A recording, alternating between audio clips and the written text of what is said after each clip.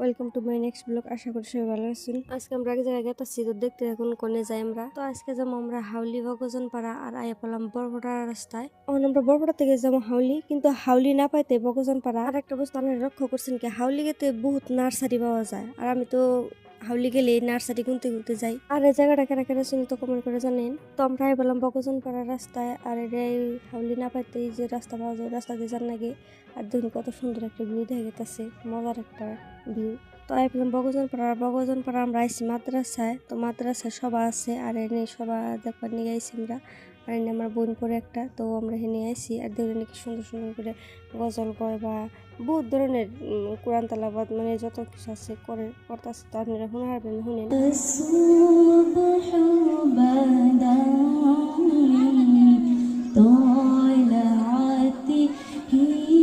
সবার শেষ হওয়ার পর আমরা খাইবার এলাম। আর এখানে খিচুড়ি কার কার পছন্দ, আমার কিন্তু খুবই খাইতে ভালো লাগে। তো বাইতে আজকের জন্য বলবো এখানে থ্যাংক ইউ।